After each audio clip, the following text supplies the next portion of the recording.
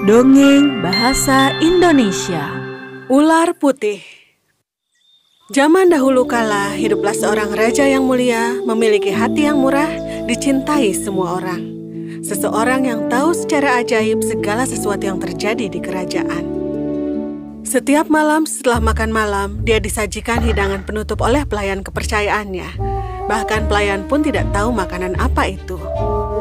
Suatu hari, dia memutuskan untuk mencari tahu. Dia membuka makanan itu dan melihat ular putih terbunuh dan dimasak sebagai hidangan. Dia mengambil sedikit dan memakannya. Lalu dia mendengar riuh suara di luar. Dia mendengar burung pipit membicarakan cincin ratu yang hilang dimakan bebek saat di kolam.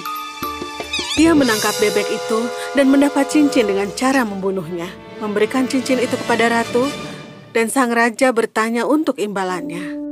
Yang mulia, yang aku ingin adalah kuda dan uang untuk berkelana. Aku ingin pergi menjelajah dan melihat dunia. Mempunyai kemampuan mendengar hewan-hewan, pelayan itu dengan senang berjalan di hutan. Saat dia berjalan, terlihat 3 ikan tidak berdaya terjebak gulma. Oh, kita ini sangat malang untuk mati seperti ini. Pelayan yang baik hati mengambil ikan-ikan itu dan menyimpannya ke air. Kami akan mengingatmu dan membalas kebaikanmu. Lalu pelayan itu melanjutkan kembali perjalanannya. Saat dia mendengar teriakan seorang pria, dia melihat kalau itu adalah semut raja di luar rumah semut di jalannya. Kenapa orang-orang tidak bisa dengan binatang mereka menjauhi tubuh kami? Kuda bodoh itu dengan kaki besarnya telah menginjak rakyatku tanpa belas kasihan. Kami akan mengingatmu. Kebaikan akan segera membalasmu. Belokan itu menuntun sang pelayan ke dalam hutan, di mana dia menemukan 2 ekor gagak tua membuang anaknya untuk hidup sendiri. Yang termuda menangis ketakutan tanpa daya mengepakkan sayapnya. Oh, kita ini sangat malang. Kita harus berjuang untuk diri kita, tapi kita belum bisa terbang. Kita harus apa sekarang? Diam di sini dan kelaparan. Sang pelayan turun dari kudanya dan menyerang dengan pedangnya. Ketiga gagak itu melompat dan segera makan agar tidak kelaparan dan melihat ke arah sang pelayan. Kami akan mengingatmu. Kebaikan akan membalasmu. Dia sampai di kota yang besar saat pesuruh raja membuat suatu pengumuman di sana. Putri sang raja menginginkan suami. Tapi siapapun yang menginginkannya harus melakukan tugas berat. Dan jika tidak berhasil, dia akan kehilangan nyawanya. Sang pelayan berjalan menuju taman istana dan melihat sang putri, lalu jatuh cinta. Dia menghampiri raja dan mengatakan kalau dia ingin menikahi sang putri. Sang pelayan menggunakan perahu dan pergi ke tengah laut. Sang raja mengikuti dengan perahu yang lebih besar. Lalu sang raja melemparkan cincinnya ke laut dan mengumumkan tantangannya. Jika kau keluar tanpa cincin itu, maka kau akan dilemparkan lagi dan lagi hingga ombak menelanmu. Pelayan itu terkejut dan tidak berdaya. Dia berdiri sambil menatap ke arah laut. Lalu 3 ikan muncul ke permukaan dan membawa sebuah kerang.